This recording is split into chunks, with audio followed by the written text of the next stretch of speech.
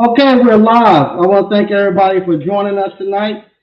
Great job, Reggie. That was a great show. If you had a chance to check Reggie's show, he done a great job talking about the um, uh, economics in appliance repair business, how our actual cycle goes, and the different impacts with gross domestic product. Great show he done. Great show.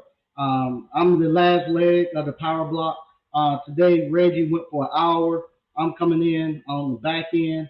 Mike's lead with Appliance Boot Camp. I want to thank everybody that's been joining us tonight. Uh, let's see. This weekend coming up, this Friday will be the Appliance Boot Camp, the first one, hands on for 2023. Right now, we should have about a classroom full. So I'm looking forward to the new people coming in. This one I'm really excited. We got several young people who are coming, who their fathers and their uncles say, hey, I want to get these young guys in there, and they stepped up and actually paying for them to come, and they believe in what we're doing, and I want to get them ready to go. I'm going to be giving them everything I got to get these young men off to a good start. I think we even have another young lady coming too, so we should be good. We got some alumni coming. Also, we're going to have on Monday, the 23rd, we're going to have our second and our second ever ice cream boot camp, and we're going to have our first one for 2023. This is going to be the only one I'm going to have ice cream parlor boot camp before the season starts. So if you're somebody who thought about it and wanted to get in, you need to come this Monday, because after this weekend, my focus is going to be on the actual national conference that we're going to have. So we won't have any more boot camps until conference in June. If you want to come and get into the ice cream parlor this year, you need to show up Monday. Like I say, all the alumni can come to the ice cream parlor free. It's included, so you're able to come. And like I say, if you come into the ice cream parlor, if you buy the online comes with the actual hands-on live. That's $500. And you can bring as many people as you want. You can come back as many as you want. I have one young man who came to the first one. Him and his fiance. He came to the appliance boot camp hands on. His fiance came to the ice cream parlor boot camp. They came together. He called me today. He let me know that he's killing it, making great money with the appliance repair, and he's coming back. He's coming back to the ice cream parlor boot camp. He's actually bringing his sister, so I can't wait to meet them. If you want to get in, you need to get in, because, like I say, this is going to be the only ice cream parlor boot camp I'm going to do prior to the season starting. And that kind of gets us into what we're going to be talking about tonight. Tonight we're going to be talking about meeting the goddess of good luck.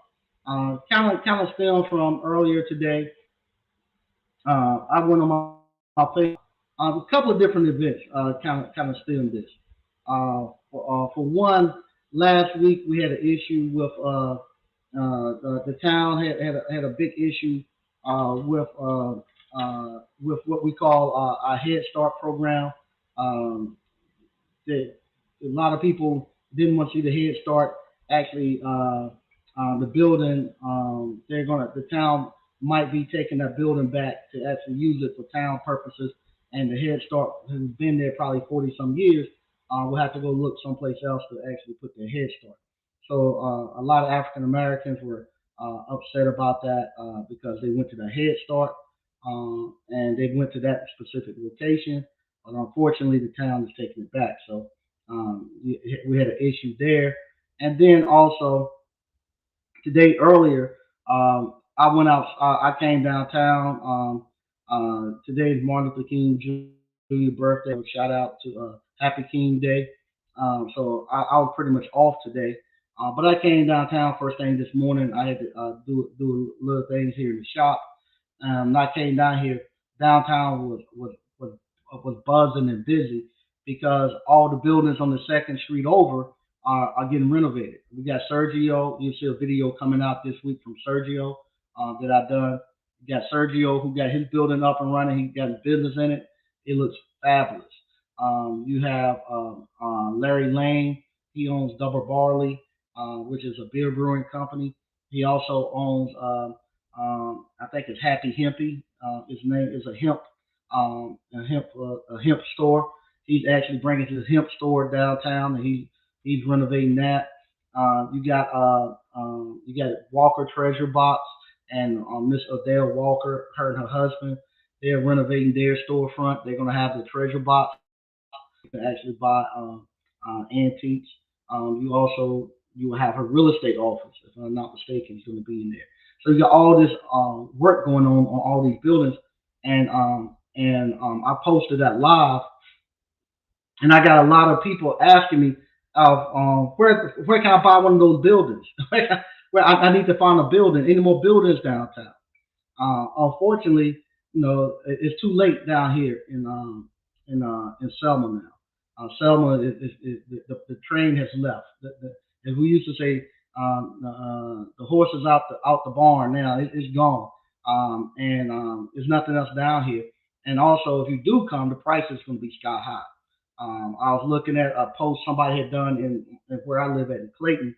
A new subdivision is coming in Clayton, and they had houses from the high 200s, and so they had houses from 200,000, and everybody was all excited. Man, they're gonna bring some houses down there for 200,000, and but it's like one or two townhomes.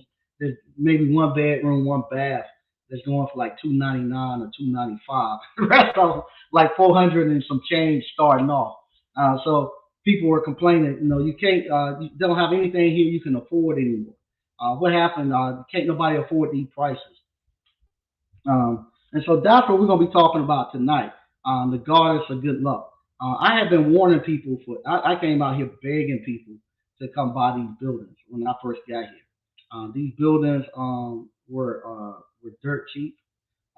I mean, pretty much was giving them away, and nobody saw no value in them. And I'm gonna play a clip. If you hadn't already, you need to get this book and read it. Called "The Richest Man in Babylon," and they talk about the goddess of good luck.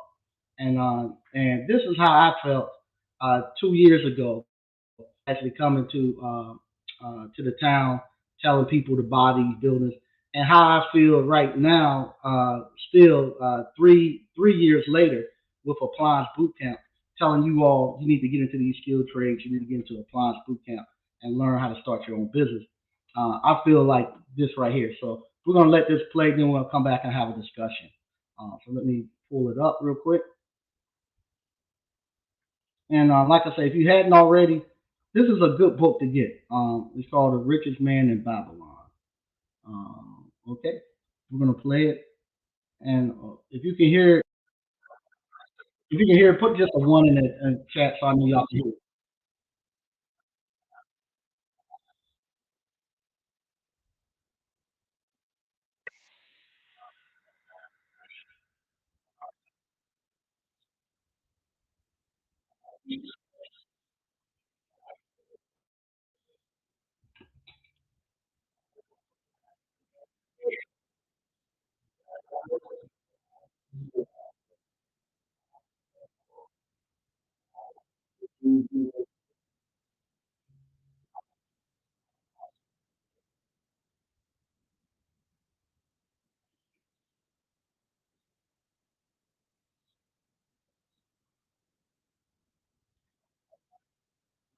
Okay, they said they can't hear it. Give me a second. Let me fix that.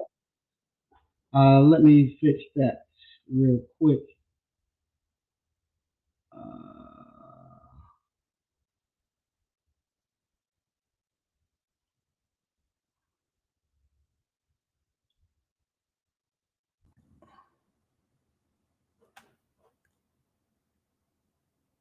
okay, I'm gonna fix the clip so you all can hear it.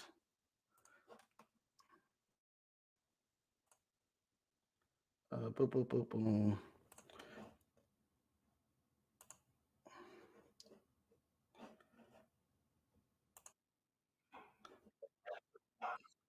Can you hear it now?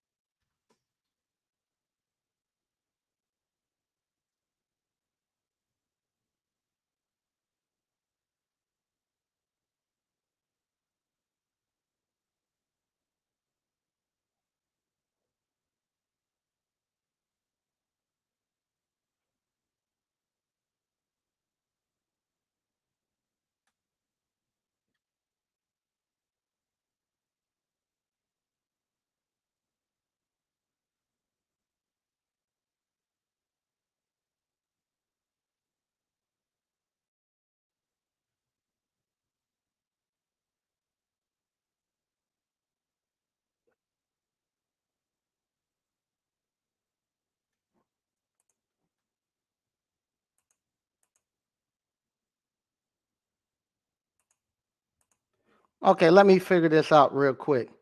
Something is happening. Let's see here. Uh,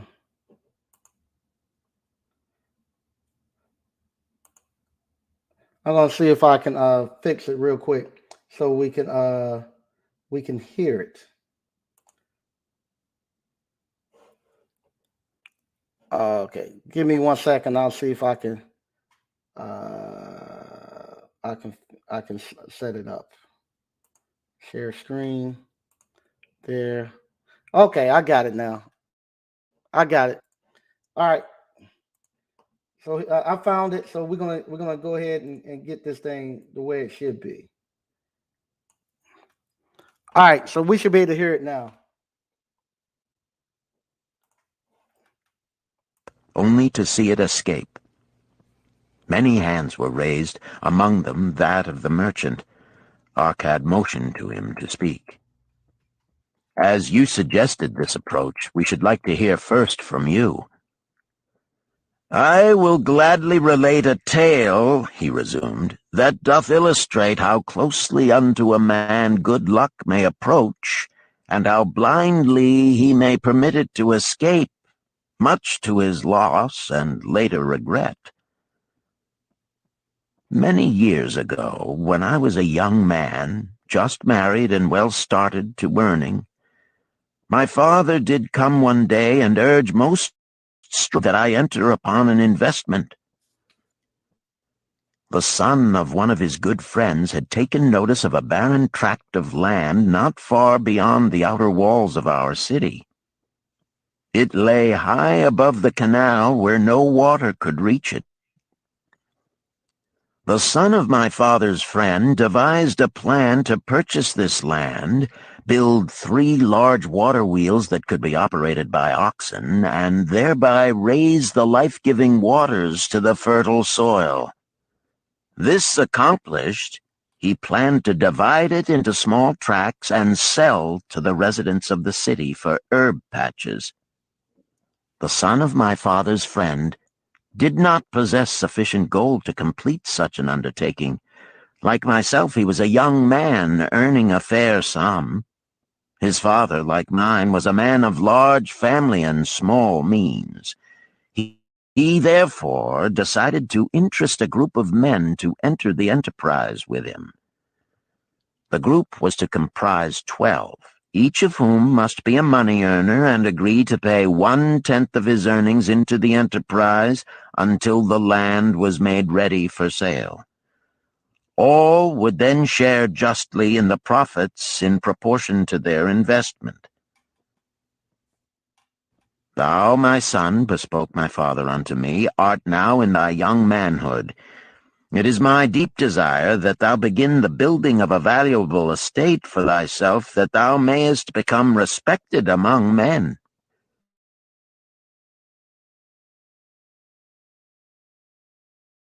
Of thy father. This do I most ardently desire, my father, I replied. Then this do I advise. Do what I would have done at thy age. From thy earnings, keep out 1/10 to put into favorable investments. With this 1/10 of thy earnings, and what it will also earn, thou canst, before thou art my age, accumulate for thyself a valuable estate. Thy words are words of wisdom, my father. Greatly do I desire riches. Yet there are many uses to which my earnings are called. Therefore do I hesitate to do as thou dost advise. I am young. There is plenty of time. So I thought at thy age. Yet behold, many years have passed, and I have not yet made the beginning. We live in a different age, my father. I shall avoid thy mistakes. Opportunity stands before thee, my son. It is offering a chance that may lead to wealth. I beg of thee, do not delay. Go upon the morrow to the son of my friend, and bargain with him to pay 10% of thy earnings into this investment. Go promptly upon the morrow. Opportunity waits for no man. Today it is here, soon it is gone, therefore delay not. In spite of the advice of my father, I did hesitate. There were beautiful new robes just brought by the tradesmen from the East, robes of such richness and beauty my good wife and I felt we must each possess one. Should I agree to pay 1/10 of my earnings into the enterprise, we must deprive ourselves of these and other pleasures we dearly desired. I delayed making a decision until it was too late, much to my subsequent regret. The enterprise did prove to be more profitable than any man had prophesied. This is my tale, showing how I did permit good luck to escape. Okay, that's how I feel right now. Like the father. The father went to the young man. He had seen this stuff happen before. He didn't want he didn't want his son to actually. Matter of fact, I'm gonna take this off the hands on. If you ain't coming to the hands on now, forget about it. You just don't want to come. So I'm gonna take the hands on off. But if you like to talk to me on Wednesdays, that's the phone number. But I feel the same way as the father. The father had seen this play out before. He knew what was going to happen. He knew he didn't want nobody else to get caught up the same way he got caught up and didn't have anything. So he went to the son and begged the son, "Hey man, take some of your money, go invest it and buy with this guy. He's gonna make a water well. You're gonna make a lot of money. You're gonna be good." But I hear the same, and the son told him the same thing you all tell me. I have people who call me all the time. I've been watching the Appliance Boot Camp for 3 years now. You bought the course? Nah, man, I ain't quite ready yet. I gotta get some money together, or I get this all the time. From now until Friday, and even up until till Monday morning, I probably get 30 or 40 phone calls. Is it going to be online? Is it going to is are you going to be doing it again? I can't take off work right now. Same thing this guy telling me, procrastinating. Hey, I can't take off work right now. I can't get away. Is another time I can do it. Some of you don't call me every time I have a hands on. You all call it with the same thing. I can't take off right now, but I want to come. When the next time you're going to do it? I'm coming then. So but then I tell you, well, you can buy the online. No, I don't learn that way. I need to be there. I just when the next time you're going to do it, so I make sure I take off. And so you never come and you keep procrastinating and keep procrastinating. And some of you all like the young man said no, I don't have the money, and I don't want to spend my money on no investment. I'd much rather take my money and he wanted to go buy some fine robes and stuff. You all want to take your money and go buy new cars and Rolex watches and show out at 60 some years old going to buy Rolexes and stuff. I just don't understand that. And you all follow that, but that's neither here nor there. But you all rather do that than to take it and make that investment. And so he didn't do it, and now he looks back over his life. He said, "I could have done that. I should have done it."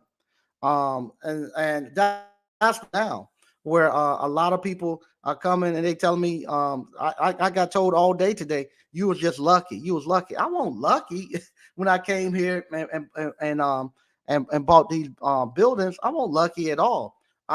Because I had seen it happen. I saw this happen in Durham, North Carolina. I saw it happen in Southeast Raleigh, North Carolina. I had seen it happen 2 or 3 times. I knew what was going to happen. And then when I came here and I saw the actual buildings, I knew what the buildings and stuff was worth when I got here.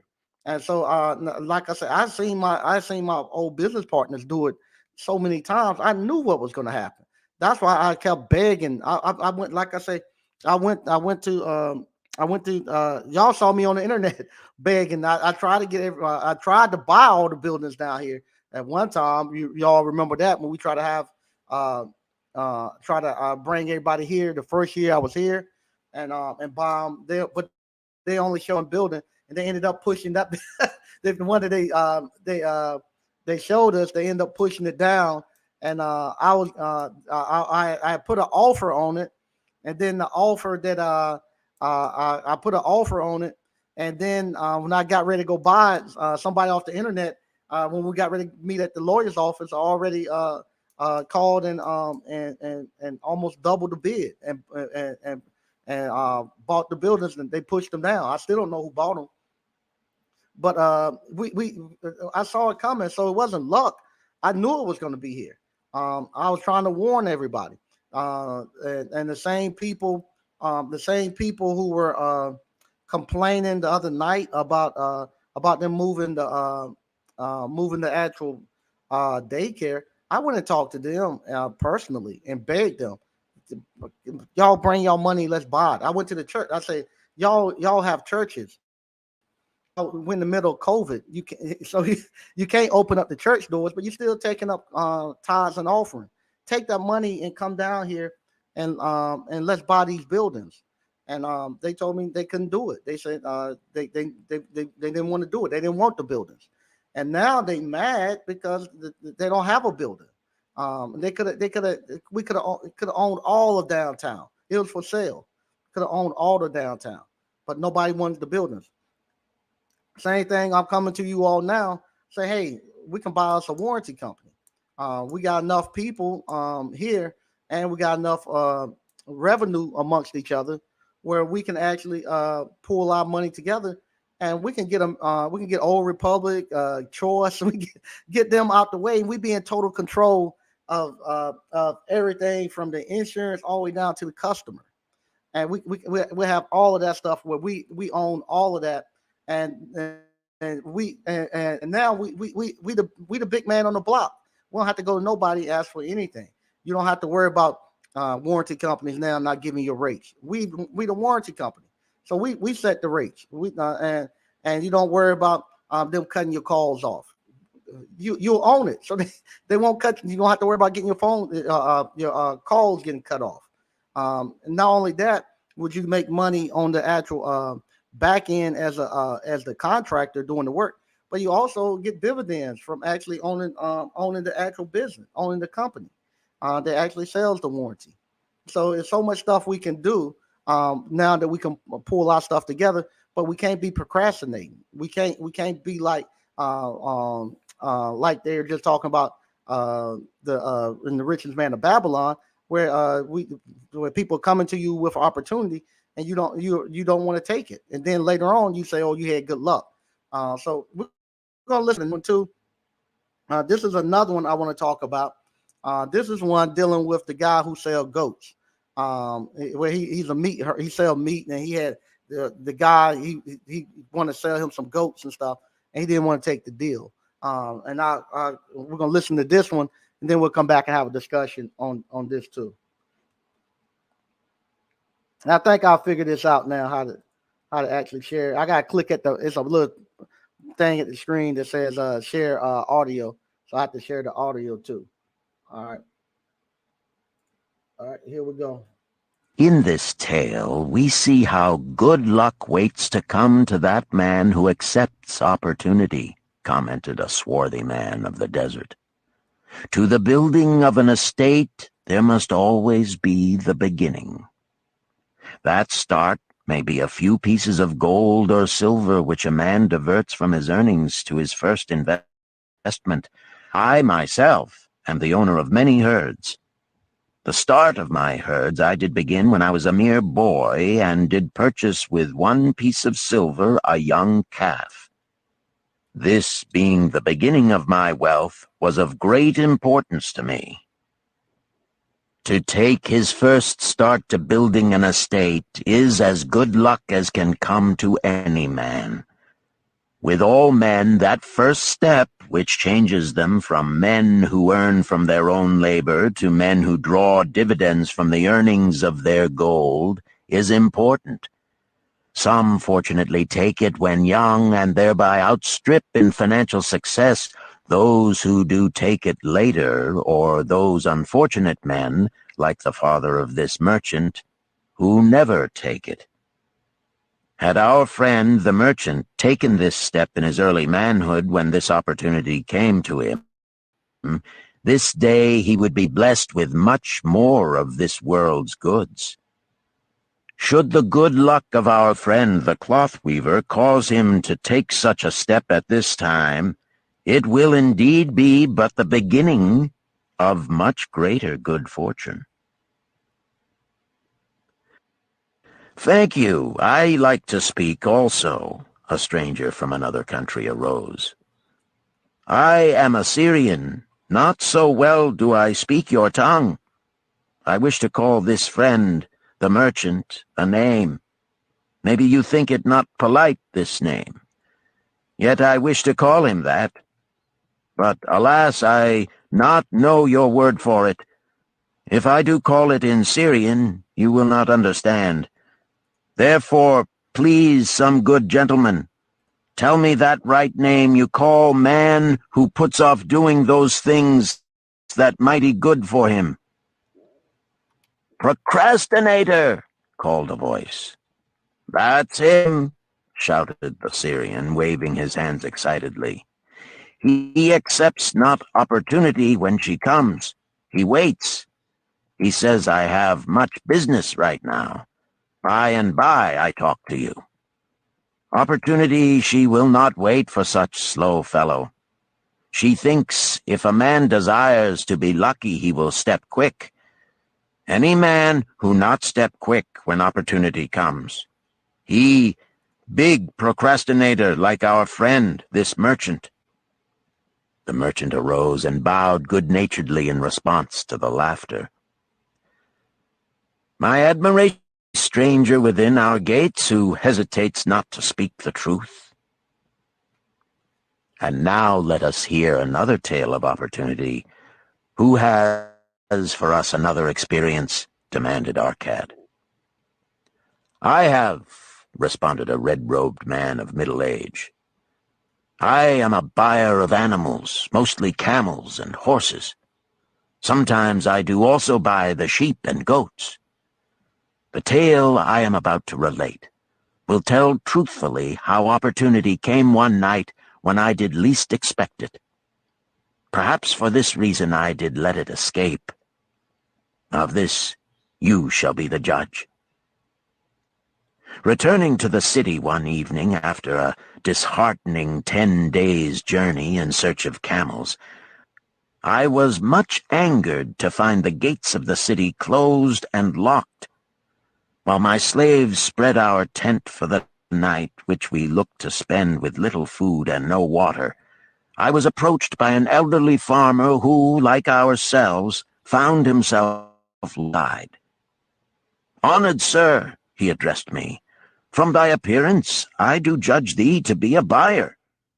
If this be so, much would I like to sell to thee the most excellent flock of sheep just driven up. Alas, my good wife lies very sick with the fever. I must return with all haste.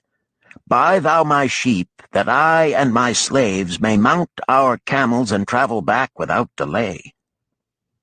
So dark it was that I could not see his flock, but from the bleating I did know it must be large.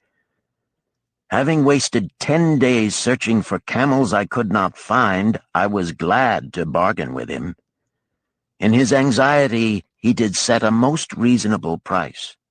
I accepted, well knowing my slaves could drive the flock through the city gates in the morning and sell at a substantial profit. The bargain concluded, I called my slaves to bring torches that we might count the flock, which the farmer declared to contain 900. I shall not burden you, my friends, with a description of our difficulty in attempting to count so many thirsty, restless, milling sheep. It proved to be an impossible task. Therefore, I bluntly informed the farmer I would count them at daylight and pay him then. "Please, most honorable sir," he pleaded, "pay me but 2/3 of the price tonight, that I may be on my way. I will leave my most intelligent and educated slave to assist to make the count in the morning. He is trustworthy, and to him thou canst pay the balance." But I was stubborn and refused to make payment that night. Next morning, before I awoke, the city gates opened and 4 buyers rushed out in search of flocks. They were most eager and willing to pay high prices because the city was threatened with siege and food was not plentiful. Nearly 3 times the price at which he had offered the flock to me did the old farmer receive for it. Thus was rare good luck allowed to escape. Okay, there we go again. This is one that happens a lot with people. It has happened with me before, where I know I was getting a good deal, but I was afraid to pull the trigger on it for for many different reasons. But um, and because I didn't pull the trigger on it, uh, it, it, uh, the deal went past. Went past. Even though I knew when I saw it was a good deal. I remember one time I went to go look for actual van, a service van one time, and a church van. And the church, the van was worth probably $5,000 or $6,000. And I never forget that and the church just wanted to sell it. They had bought a new, and it was an older gentleman there who was just looking just to get rid of it, and he was doing it for the church, just selling it. So I go there, I meet him at his yard. He got the van in his yard, and he was an older guy. He had to be about in mid to late 80s, and he gave me the key, and I turned it on, and it ran flawless. And I'm looking at it. Then I asked him, I said, "Is it leaking?" He's like, "Nah, it ain't but $1,500. The van don't have but 100,000 miles. It was like an E350. They was using it for the daycare." He said, "The van is not hurt." And I said, "Can I drive it?" He said, "Well, I don't have tags and insurance on it, but you can see the van is not hurt." So then whatchamacallit, I, I proceeded, I want to look up under it. So I look up under the van and looking other stuff down. I asked him, I said, "I think I see some oil." And he said, "No problem." And he reached in and he turned the key off. And I was like, and he said, "No problem. You don't need it." And I was like, "What are you talking about?" He's like, "I'm not going to sell it to you." I was like, "No, I'll buy it." And he was like, "Nah, what you need to you need to get you about 30 or 40 more $1,000. And back then it was a Ford dealership called Deacon Jones. You need to go on down there and get you about 40,000 more dollars and going down to Deacon Jones. They got what you looking for." And he closed the door and locked the door and wouldn't sell it to me. All because I was trying to get more than what it was worth when I knew already I had a great deal that I couldn't do anymore than what I'm doing. But I've done that to the guys. Then he wouldn't even sell it to me. He took the key and he went back in his house and refused to sell me the car. I have the same thing somewhat going on now with the with the I'm telling you all that I'm gonna start doing commercial having a course and showing you all how to do commercial laundry. But every time I get ready to try to show y'all something new, I get a lot of people to come out from the industry, and they whatchamacallit, they try to discourage you all about doing branching out into their area. They don't want you all to come into their area. So what I'm going to show you now, I told you all can fix these commercial washers. They're the exact same thing as your actual residential washers. They're just bigger and they use a little bit of different name, but you know how they work. So I'm going to show you all a commercial washer.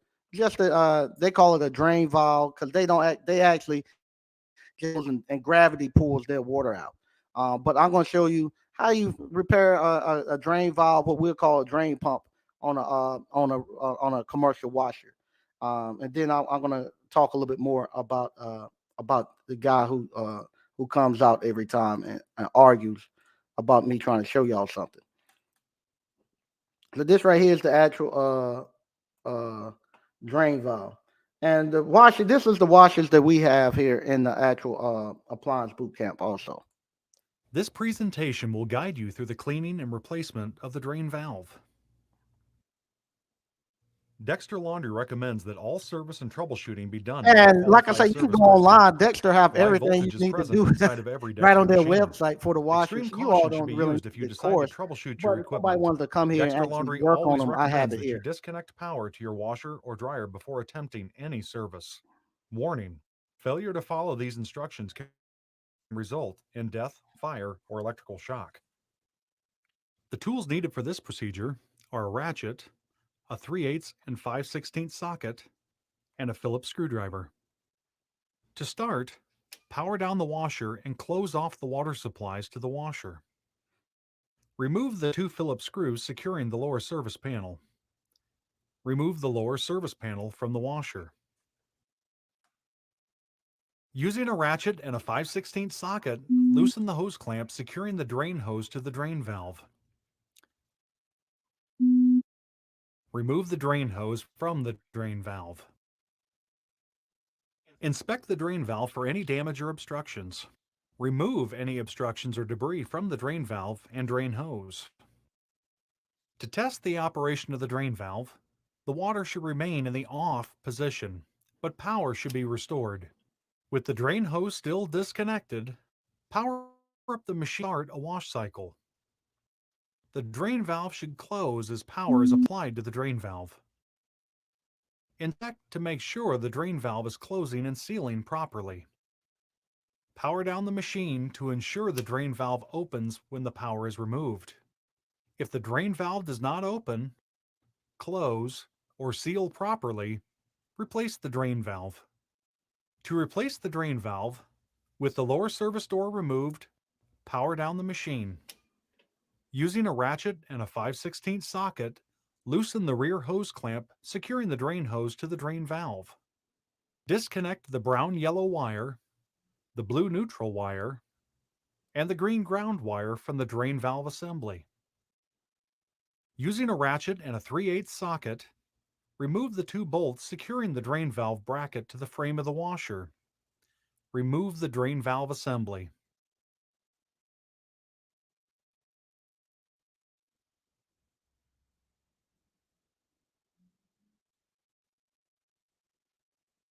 Next, reinstall the drain valve assembly to the machine. Connect the rear drain hose to the drain valve assembly. Reinstall the 2 3/8 bolts to secure the drain valve to the frame of the machine. Connect the brown yellow wire, the blue neutral wire, and the green ground wire to the drain valve assembly. Tighten the hose clamps to secure the drain hoses to the drain valve. Reinstall the lower service panel to the washer. Reconnect the power source. Okay. Now, what's any difference between that and a regular Frigidaire, Whirlpool wash machine? It's just bigger. That's it. And our drain pipes, our drain pumps, they have an impeller that actually spins the water out. These right here, they use gravity. So all it does, it has a little plastic gate that comes in and closes it off, and then they open it up, and that's it. So why somebody's making such a big deal? This guy wants to make such a big deal and sends me all these emails about they need to be careful working on commercial. It's a lot different. Ain't no difference. They have the same actual components. They have a motor. We have a motor control. They have what they call VFD. We have machine control. They have a main control board. It's the exact same thing. We have water valves. They got water valves. It's the exact same thing. So what happened? You if you don't know and you listen to people, they'll actually scare you out the point of even trying to do it. And then the other thing he this is the other thing he said. This other thing he said. Well, unless you're a distributor, you can't do no warranty work. The only thing you're gonna be able to do is COD. How many people know that's the great thing I love that you all took appliance boot camp and you started your own business because you know ain't no money in the warranty work. The money the money is in the COD. How many people I haven't done a warranty work, not say warranty, I'm talking about manufacturer warranty, like for Frigidaire or Whirlpool. I haven't done a job under warranty for Whirlpool or Frigidaire in almost 20 years. I'd rather do the auto warranty work where you know they got the warranties on their machines. They could be anywhere between 3 to 10 years. Who cares? The machines last 30, 40 years. So the beginning of it, I don't care. It's the back end when they out of warranty. That's what, and most people just do warranty work, hoping that they can do the auto warranty work. So you do the warranty work at a discounted rate, so you hope that they'll use you when they out of warranty. And if you think it's hard to get somebody to come fix your residential washing machine, wait till you get into doing some of this commercial stuff, and you cut the workforce, and almost about 75% of people ain't doing commercial laundry or commercial cooking because they are afraid because they listen to the people who already there that don't want nobody else coming up there. And like I say here it is. You got residential wash machine that don't last 10 years hardly, and they get 1 year parts and labor. And then they have some of them have at least 10 years on different parts on the inner tub and all that stuff. But still, how many of these cheap $1,500 wash how many of these cheap $1,500 washing machines we done repaired out of warranty? If Samsung call and ask me, can you do a warranty call? No, I don't want it. And we know if you wanted to do it, all you have to do is sign up to become an authorized service provider. It ain't nothing hard. It's just you don't want to do it because it ain't no money. Same thing. If you wanted to become a distributor, you can do it. I don't know the process. You can do it, but I don't care. I want to do the COD service repair, and there's plenty of work out there to do it. And so that's the thing where because we out here, we in the business. Not only do we know the technical side, we know the business side of it too. It don't scare us. Oh, you ain't gonna get no warranty work. I don't want no warranty work. You can change all the compressors for LG under warranty that you would like. I do not care. Same thing, Sub Zeros, they lack what they have like 10 years warranty on their compressors and seal systems. I do plenty of Sub Zero compressors and seal systems. Don't have a problem getting to work. Same thing. I don't know if you all know, but they also third party warranty companies for commercial buildings. We do a lot of the ones for like we do a lot of used to do a lot of work for people who had where the pet smarts and stuff was at. Y'all see me early on when I first got came onto YouTube. I be in Pet Smart fixing their commercial dryers and stuff like that. Yeah, you they have third party warranties on commercial buildings, and you can do the dog kennels. They have these commercial washers and dryers in them. Retirement homes, hospitals, high schools. I've done the high school out here so many times. Uh, uh, it's just so much work out here. And then you go in, and the only difference between what we have here and the actual laundromat, they just have the corn, the bill collector, the corn collector, and whatnot. All that does is just supply the let it power up so you can use it. That's just an add-on. It ain't nothing. All the other stuff is the same, and that's just a little small separate system. The bill collector or the card scanner or whatever they're using. So that's simple stuff. So don't let that stuff uh, uh, uh, uh, don't let them scare you off from going out there. So I'm gonna put the link here if anybody want to come on. I'm gonna read some of the comments, and then I'm gonna get ready to get out of here. All right. BK from the Rockies say, "What's good, ABC family and friends? Hey, how you doing, BK?" Quentin Hodge, "Hey, Mike and ABC fam. Hey, how you doing?" My apps, what it is, Uncle Up Mike and ABC fam. Hey, how you doing? Hey, what's going on, Appliance Boss? Say, "What's up, Mike and ABC fam? Hey, how you doing?" DCNF, what's going on? What's going on, Mike and ABC fam? Hey, how you doing? All right. Uh, 89 Dr. Funk. He said the richest man in Babylon. Say he had that book for 10 years. It changed and it changes his financial life. Yeah, that's one of the books that I have a group a bundle of books I always tell people to read. Richest Man in Babylon is one of them. A lot of great stories in there. A lot of great stories. Uh, Yep. Hit that button if you don't mind. If you like what you hear. All right. We're gonna read a little bit more what we got going on here. Okay. Uh Patrick Young. So what's up, Mike? What's good, ABC fam? Hey, how you doing? All right, that's one here. What's up, Tyran? Tyran, so what's up, Mike and ABC fam? Hey, how you doing, Tyran? Also, want to remind you all, 15th, 16th, and 17th, we're going to have our national convention. I'll begin with Jeff this week. We're going to actually come up with the tickets. You'll be able to purchase tickets. Like I say, there's limited seating inside of the actual theater. I think it only holds about 3, maybe 400 people. You want to buy your ticket. The tickets are going to be $100. The $100 is going to include that Friday. Friday, we're going to have the actual, I'm going to call it the State of the Union for ABC, where we're going to sit down and we're going to talk about strategizing and coming together and trying to buy a third-party warranty company. On Saturday, we're going to have our ball or our gala. So that $100 ticket will get you into both places. Also on Thursday night, during the meet and greet, we're gonna have Tyran, one of our alumni, national recording artists. He's gonna be performing, so he be doing a live concert that night. So come on out that Thursday night, celebrate. Everything will be happening right here in front of Appliance Boot Camp. What's going on, Prestige Mobile and Company? All right, Daryl the Fencer. Say, what's up, Mike and ABC's family? Hey, how you doing? Yeah, Tyran said that's one of his favorite books. Yeah, mine's too. 89 Dr. Funk. You create your own luck. Chances favors the prepared mind. No doubt. No doubt. All right, Tyran. Yeah, tell him, Mike. Y'all definitely have to take that leap of faith and jump on it. Definitely worth it. Just did my first 1,000 week. Oh, wow. Way to go, man.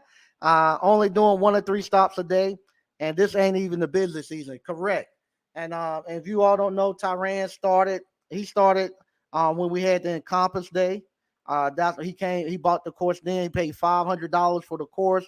He came out and $500 he paid for the course. He done made $1,000 in 1 week.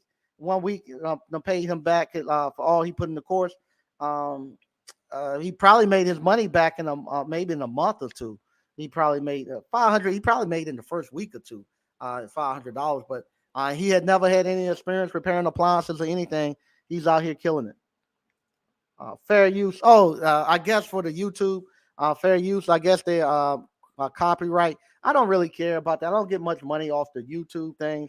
My money is made from our businesses and from the school and the course. So I don't care too much about actual as far as the YouTube AdSense. There's not much money in there. It's good. Don't take it away, YouTube, but that's not what's really pushing me. Crypto minded. Hey, what's up, Mike and ABC family? How do you intend on accepting funds for the home warranty company? Check, credit, or cash? I don't know. This is something I don't know what I'm really doing. This is something I'm going to be getting guidance from. So that's why we'll be having an accountant, a lawyer, and people who have done it in the past. They'll tell us the proper way to do it. I don't know the right way for us to do it. So That's why we be coming together. Everybody be sitting in there, and we're gonna learn together. It ain't Mike Sneed doing it. We all doing this together. That's why I'm glad that we have entrepreneurs who's doing it, and we it's not something that it's not something where we coming out together and say, oh, I know how I'm doing all this stuff, and give me your money, and I'm gonna flip your money. No, we're going to get educated together. We're going to all come together, and these are the questions and stuff that we're going to be able to ask these professionals, and they're going to tell us which way to go. This is not going to be something like I tell you before. This is not something where you come to get motivated and get empowered and go out here and jazz you up. This is something where you want to bring a notebook and a piece of paper with, and take notes and have your questions and stuff, because we're gonna have these professionals here. We're gonna have the bankers here. They're gonna tell us the proper way to do this thing, and we're gonna set it up the correct way. This is something I've never done it before, so we gotta make sure we stay in the good grace with the with the IRS and accounting, with the lawyers, everything. So that's why we're going to the actual experts and let them actually teach us how we actually do this, and then from there we'll find out the best way to actually get the money in, so everybody can get the credit and do things the right way. So now we're learning this together, but you need to have at least $1,750 when you come. I would suggest uh, you wouldn't. Maybe before then we will know maybe we will have formed maybe the LLC, so you can maybe have it to the LLC. Only thing that I'm kind of worried about, if we do a LLC, if we do an S corp, we only limit it to a certain amount of I think it's 100 people. We're trying to get 300 to get the number down. S corp, I think you only limited to 100 100 shares or something like that. 100 people can get in. So we got to figure out the best way to do it. It might be something. I don't know. I'm not even gonna speculate. I got keep talking to the accountant and the lawyers, and before we get there, we'll find out. I would like for you to maybe bring a certified check, a cashier's check, and I know where it needs to be made out to. Live Electronics, greeting ABC fam. All right. Donnie Madden, what's up, Mike and ABC fam? Hey, how you doing?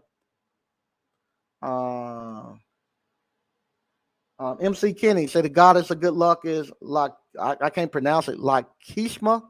Never heard that, but there you go. All right. Greg B laughing.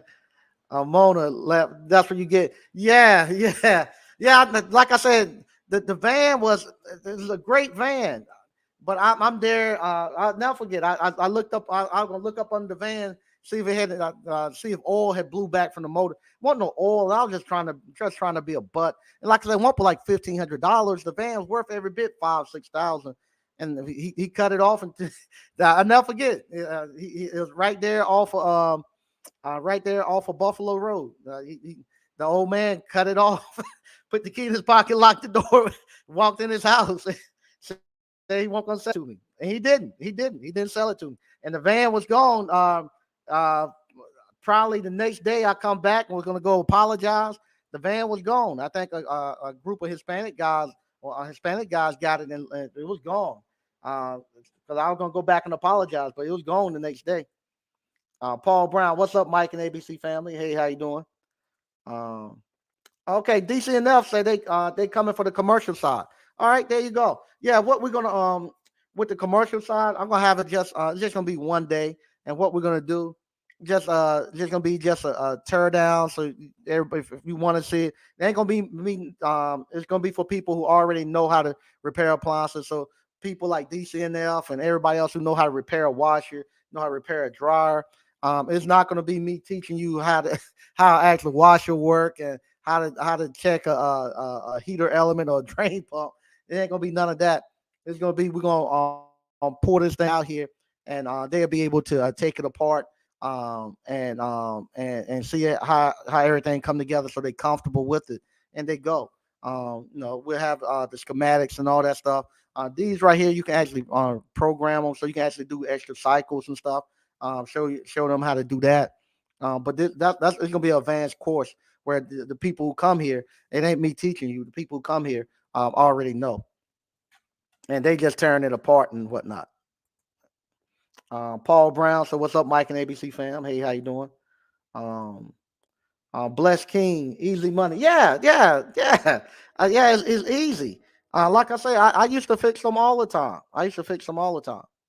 Um, Appliance boss, old snap, new bag alert. Yeah, yeah. It's like I say, I used to fix them all the time. Only thing though, laundry mats and stuff, they be nasty.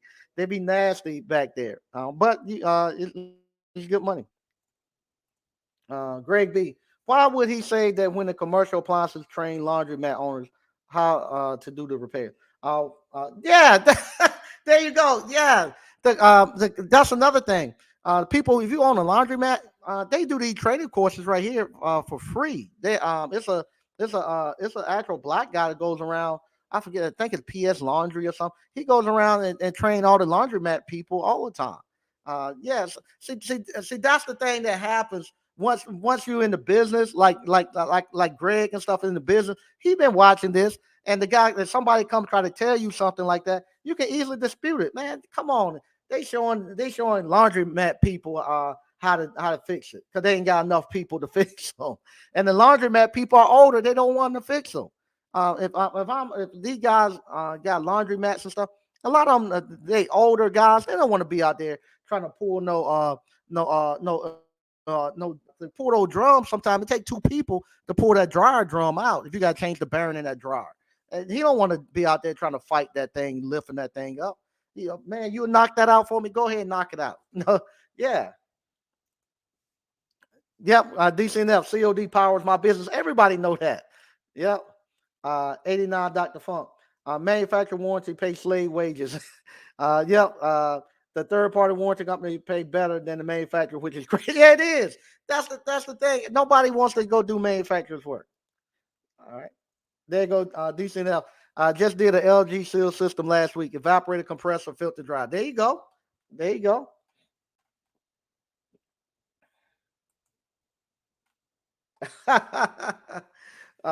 These 89 Dr. Funk. Mike, who is saying you shouldn't be teaching commercial? I don't get that thinking of lack and fear talk. You'd be surprised. You will be surprised the emails and the phone messages and stuff that I get. You would be surprised how many people tell me not to do it. You saw how many people told y'all not to go into business for yourself, to go get a job. So you get the same amount of people telling you not to teach commercial and stuff like that. You get in commercial, you going you easily get hurt. You get in commercial. Some of these places got three-phase power. And that was another person told me. Some of these you get in commercial. Not only you got single phase, but you got three phases. What they gonna do with three phases? They know how to read schematics. It's just another hot wire that's in there. They not afraid of that. They know to turn the power off and check it the same way. It's no different. They know what the voltage should be. If somebody's going to dabble into commercial, they know how to read schematics and they know how to use their voltmeter and they know what precautions to take. And they're gonna do their. They're not just gonna walk in there and don't know what they're doing. They can know how to go out there and pregame and do all of that stuff. So you know, like Mike Tyson and Roy Jones, when people, if somebody gonna get knocked out, they gonna get hurt. They too old to be out here doing that. And like they said, man, we professionals. I'm not gonna hurt Roy. We're gonna just be sparring, and we're gonna keep it simple. We ain't gonna get here hurt nobody. We've been doing this all our life. Same thing with these guys. If they're going out and getting ready to jump in commercial, trust me, they know what they're doing. Yeah, if you would like to come in, I'll be live for a few more minutes. You can come in. Uh, Greg B. People always call and looking. Yes, that's what I try to tell the guy. I was like, you know how many people call daily asking me, do I try do commercial equipment? People always call and trying to get commercial equipment service. I get it now. So yeah. Uh, crypto minded. How do you price your commercial jobs? Well, you would do that the same way you would do you would do like if you're doing COD. You're doing COD, you use the blue book. Now if they don't have the actual let me see if they got Dexter washer in the blue book. Let's see. See if they got it in here. I don't know if they got a Dexter washer in here. This is the older one. I have to look online see if they got it. Um, nope, they don't have. I don't see a Dexter. But what I would do starting off, I would actually probably just look at the highest one. Forget that. No, no, we ain't gonna do that. I ain't gonna tell you that. They're going to do commercial laundry. You know your cost of doing business. I ain't gonna tell you that. You know your cost of doing business. You know what it's worth. You know what you can charge. That no. If you're going out there to get into commercial, you know you running your residential stuff good, and you know what you can charge in commercial. You can look at the highest price they got in there. You can find like a Melee or a Ashco or something like that washer, and then double the price for the same repair, and you be bought where you need to be at on commercial. But most of the time, if you got to the point where you can ready to do this, these guys, the guys getting ready to jump over into commercial or expand in commercial, they know their cost of doing business. They know how to price jobs. Um, the guys they're going to do that, they know how to price their job and they know what their time is worth and they know how much they can go. And these washing machines, like I say, these washing machines over $7,000. So you got plenty of room before you can charge almost 3,000. But you can get up to about 3,000 before somebody say I'm going to go buy a new one. Because shoot, you could go almost you can go about three and they say, man, nah, go ahead and fix it because you still up under half the price of a new one. Um, BK from the Rockies. Mike, consider making a virtual ticket for the online audience. Yeah, I've talked about doing that. I have to see how I can set up the cameras because I don't think right there they actually film in there because they want to keep their shows together. So they don't have actual filming where you can actually film. But I might be able to bring my cameras and set something up and do some online streaming and get it in. Rodney Brooks. Never let the right hand know what the left hand is doing. Let's go. There you go. Hey, what's up, Gary House? Thanks, bro. Hey, how you doing, Gary? Yeah. If I remember, Gary actually owns he owns the parking lot where I park my truck. He let me park my truck there. I appreciate it. Yeah, Mike Reed. More than laundromats, retirement facilities, daycare, hotels, restaurants to wash their bar towels and tablecloth. Yeah, everybody uses these things. Yep, everybody. There you go. Because we don't read, don't worry, don't give a about what they say, Uncle Mike. There you go.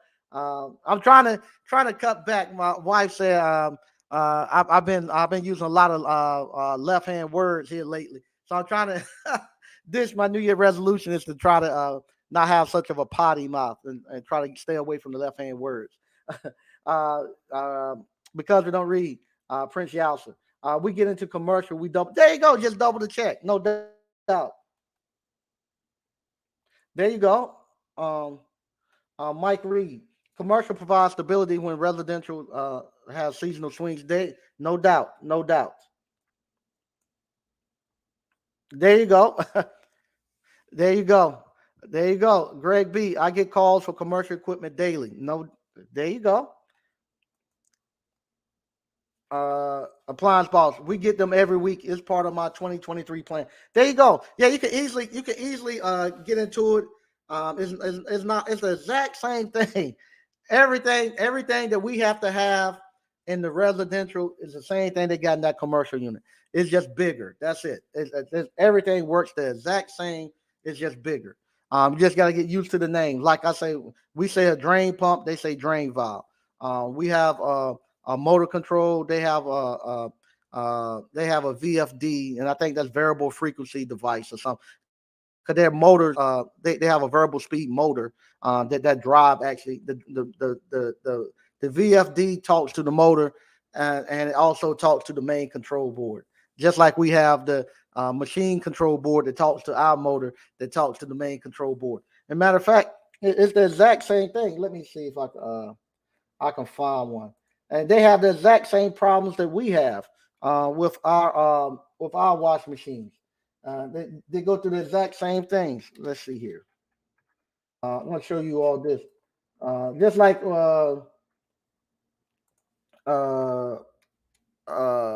let's see here.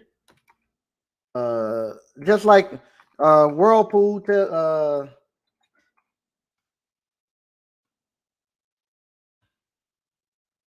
okay, we're gonna look at this one right here. Just like Whirlpool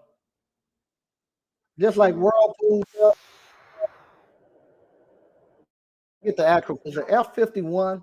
Well, anyway, when it's either the machine control or the it's either the motor control or the machine control board. They can't motor control or the user interface or the machine control. You don't know which one it is. They tell you start off. You can change the main control board if that don't work. Change the motor control board. They tell you to do the same thing. We're gonna share this one right here, and let you know it is no different. No different. All right, so here go there F13 troubleshooting. This Tell me if you ain't presentation seen will this guide you before. through the steps of troubleshooting the F13 fault code on your Dexter washer. Dexter Laundry recommends that all service and troubleshooting be done by a qualified service person. Live voltage is present inside of every Dexter machine. Extreme caution should be used if you decide to troubleshoot your equipment. Dexter Laundry always recommends that you disconnect power to your washer or dryer before attempting any service. Warning: failure to follow these instructions can result in death, fire, or electrical shock. The tools needed for this procedure are a standard screwdriver, a Phillips screwdriver, a 5/16 socket, the Dexter 6324 service key, a 3/8 socket, and a voltmeter.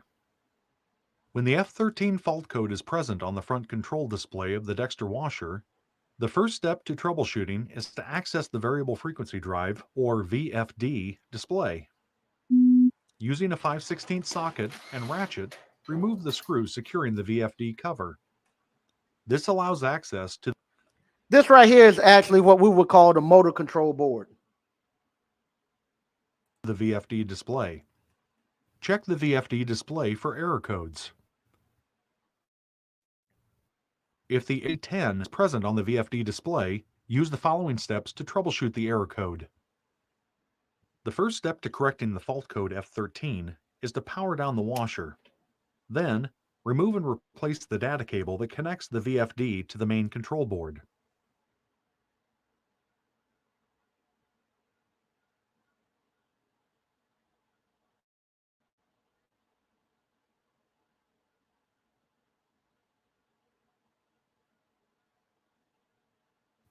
Once connected, perform a soft reset of the washer when powering up.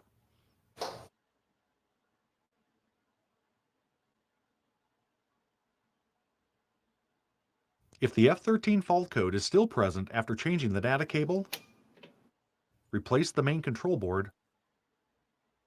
Locate the main control board on the front of the washer. Remove all wiring harnesses that attach to the main control board. Next, remove the 5/5/16 nuts that secure the main control board to the control panel. Then, remove the main control board carefully, not to drop or lose the spacers located behind the main control board. Install the new main control board to the Dexter washer in reverse order. Take caution not to over-tighten the nuts. Next, reconnect the wiring harnesses to their designated locations. Power up using the soft reset procedure and check if the washer is in operation.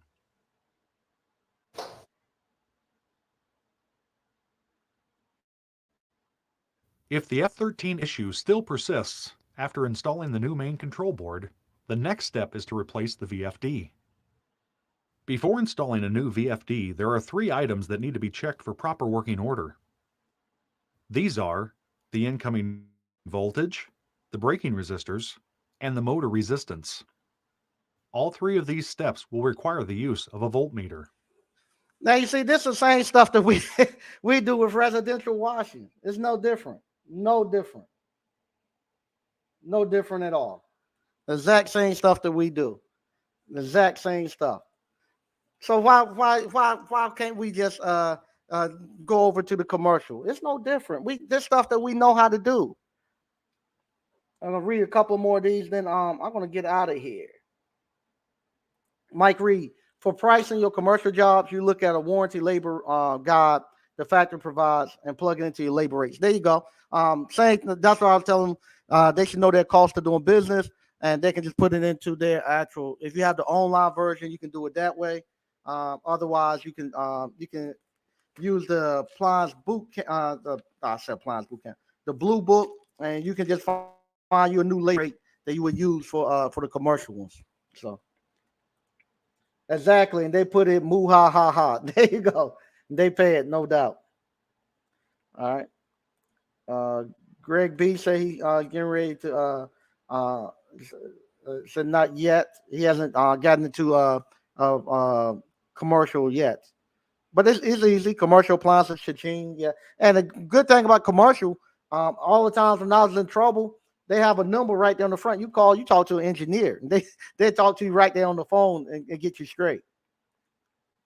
Hey, now, Dr. Funk. Hey, Mike, do you have to go to work on laundry at night, or can we do it during the day, or doesn't matter?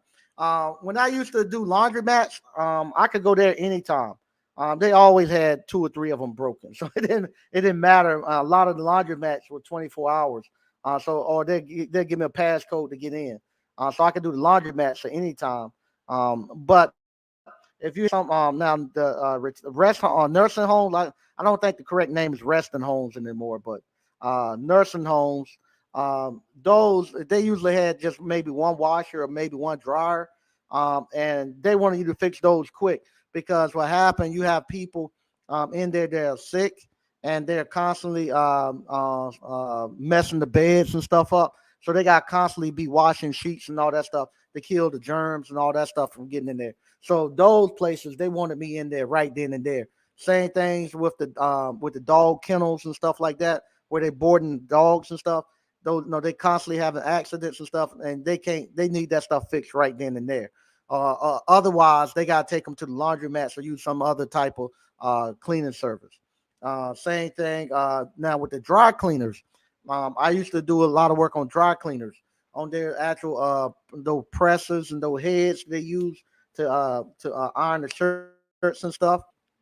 With those, I had to go there after they closed, because what happened, they would have to turn in order for me to repair it, they would actually have to turn the boiler system off. They use steam, and they would have to turn the boiler system off and let it cool down and get the pressure off of it so I could work on it. So in order to do that, if they was working, it might take 30, 40 minutes for it to cool down, for me to make the repair, then another 30 or 40 minutes for it to warm back up. So they might lose an hour or two. And so they couldn't afford to do it. So most of the time, I would come there after they closed and actually fix it then. And plus, during the summertime, I would rather come after they close, because you go there in the middle of the day, it's burning hot back there because of those steam pipes and stuff. Decent enough. One thing with commercial, you need to be ready to go. Yes, especially these restaurants. Oh, these restaurants, they want you there right then and there. Patrick Young, my residential commercial appliance repair services, I won't never have to drive a semi ever again. Thanks, Mike. Yeah, don't think that you have to just go to commercial. You can make a great living just doing residential. But no, we have some people who have the capacity to actually step out there and do it. And they have the ability to train their workforce to go out there and do it. For those guys, like I said, I was telling somebody that earlier today. They're asking about me not being able to expand and do some of the stuff that you all are doing. Do I feel bad? And I was like, no, because everybody is not Kobe and everybody's not Shaq. I'm not somebody that you're gonna be able to three or 4 seconds down. Not everybody's gonna be somebody that with 3 or 4 seconds on the clock gonna be able to hit that clutch shot or be able like Shaq to back you down in the paint, and dunk on you whenever they needed a basket. But everybody gotta play their role. So I know I'm not that person that gonna be able to have a huge workforce to have all these people going. You have Marcus, you have Lamar, you have EJ, you have DC and F. Those guys can build those things, and they enjoy building those things. So you let them do their things, and you not be envious. I'd be happy to see it. I love seeing it. So I'm happy. I'm happy making my little money and staying out their way. Letting them go.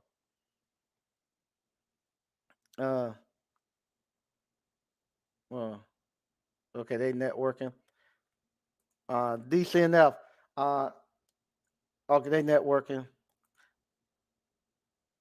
Okay, they networking.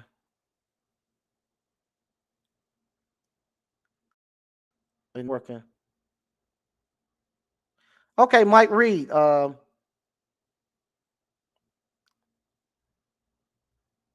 right. There you go. Okay, there you go. Mike Reed does about 90% commercial already. Great deal, Mike. Great deal. Now, are you a distributor, Mike? Do you do any warranty work or anything? Yeah, with me, my commercial mainly I done a laundromat. I forget his name, but he owned the if you here in Clayton, he used to own the laundromat over by the food line on 70 in Clayton. He owned the laundromat and he owned the actual dry cleaners. I forget his name. Jesus Christ. This has been about 15, 16 years ago. I used to do his, and then I used to do 2 or 3 laundromats. The guy in on Six Forks used to be on Six Forks Road, right there near Taco Bell. He owned that laundromat, that dry cleaner. He owned another one. I forget where the other one's at. And he owned the laundromat. I should do their stuff. And that's when I was first getting back into starting my business. I used to go do their stuff when I got off work. And are you you do a lot of factory work? Do you are you a distributor, or are you just an independent business owner? That's good stuff, Mike. And also, if you get a chance, that number on that screen, call me one day, Mike. I'd love to talk to you. I'd love to get you on the show so you can talk and tell us about the commercial side. So that's what I done with them on the on the restaurant side. I just got okay, just like us. There you go. So there you go. So he getting into it. So they call you for factory work too, even though you're not a distributor. Okay, there you go. On the but call me, Mike, on that number one day. Call me, and I'll love to get you on, and so we could talk to you. On the restaurant side, the cooking side, that came from just my friends owning restaurants, and I had to fix their stuff, and it just snowballed into me. They bought more restaurants and more franchises, and I just been fixing their stuff, and and then they got a new food hall down the street, and I fixed all of their stuff. So, oh, okay. Your father and your sister are in the business too, in the appliance business or the restaurant or laundry business. And so that's how I just got into it. But like I say, I do so much of the restaurants. They want me to come late at night, and when they're closed. And plus, there's no room in the kitchen, so I usually like to go at night when they're closed, and do their stuff, or I have to go when it slows down, in between their rush hours. But that's good stuff, man. Really impressed. Give me a call. I definitely want to talk to you. Once again, I want and then we got Slick coming in. What's up, Slick? He probably still at work, just getting off. So once again, I want to thank everybody for watching. We got the hands-on live event coming this weekend. It's gonna be Friday, Saturday, and Sunday. Uh, okay, good thing, Mike. Um, they have an appliance repair business, and they started their store 31 years ago. There you go. And it's a family business. Man, where y'all located at? I'd like to know that too. And definitely, please call me at that number you see across the screen. I definitely would like to talk to you, even if you're not comfortable coming on to the actual show. I would love to talk to you. Um, but once again, I want to thank everybody for watching. If you hadn't already, please click the link in the description. Get into this appliance repair business. I know if it like I say, it's not that you have to come through appliance boot camp. I don't care where you go to. I just want you to get into it. I want everybody to be able to have a life that we are living and that I have lived. I get so frustrated when I'm talking to community leaders and people who are okay. They're in Chicago, you in Houston. Okay, good stuff, man. Please call me, man. I definitely like to talk to you. But I talk to community leaders and the activists, and the thing that they always tell me, we always gonna have poor people with us. Yeah, but don't necessarily mean I have to be poor. It don't necessarily mean that us as African Americans have to be the poor people. No, you might always have to have poor people, but why do we have to hold that spot, or why do you think I need to hold that spot? So I always tell them they don't have to be poor. No, we're gonna spend 30 years getting people out of this skilled trades, and we left a big open gap, and there's so much work out here that we got 30 years of putting people in here to even to be even not even, and we would still wouldn't catch up to the amount of people that we need in the skilled trades. It's to the point where we have to import people from other countries to actually come in and do the skilled trades and earning great livings. So I want us to get back into it. In order to no, there's no excuse for we to have able-bodied men and women to be here and be suffering and not being. I saw last night. I hope he didn't do it, but one of the guys that follow us, I saw him on. We have Facebook friends. He was going to take his life last night. And he got. I think he have two kids and a child on the way, and going to take his life. Don't have to be that way, especially when uh, uh, especially when there's so much work and so much money to be made out here doing this skilled trade stuff. So and I can teach them how to do. I can teach them how to do it. That's why these people who's coming this weekend, we got two young brothers coming. I got two. I don't know if they brothers, but their uncle reached out to me and said, "Hey, I need to get my nephews in there. I trust you. I want them to come there and out. Can you get them straight?" So I'm gonna be there. I'm gonna be there, uh, putting it in for, and I got a young lady that's coming that I know of, and have some alumni. But I'm gonna give it to them this weekend, get them straight, get them, make sure that they go out here and they're gonna succeed. I don't want them to have to be there at night talking about they're gonna kill themselves over something simple. You like I tell you all the time. I I didn't even work.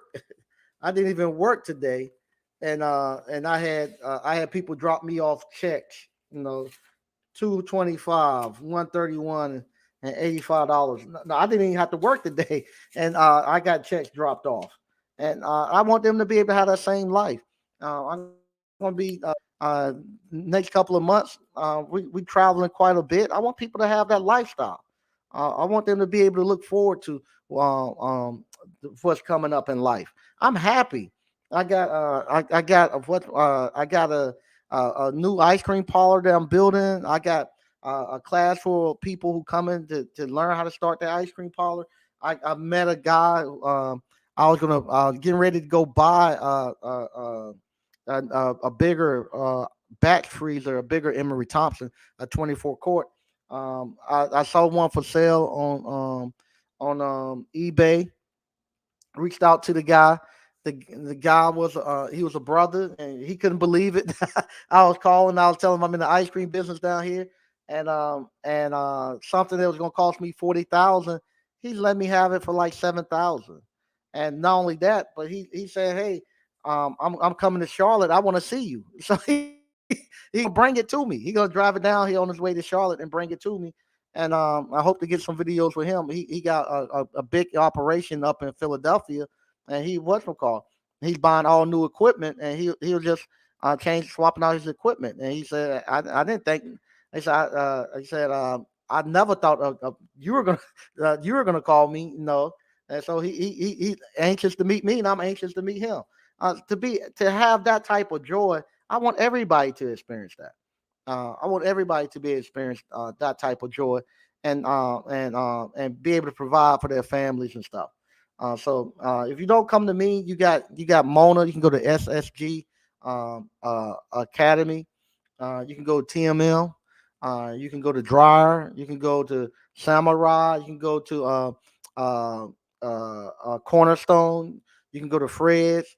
Go someplace and get into this. I prefer you come here, but if not, go someplace. Go someplace and learn this trade. Learn this trade because this right here is going to be what's going to catapult us into getting back into where the real money is, and that's getting back and getting those contractors license. You get those contractors license.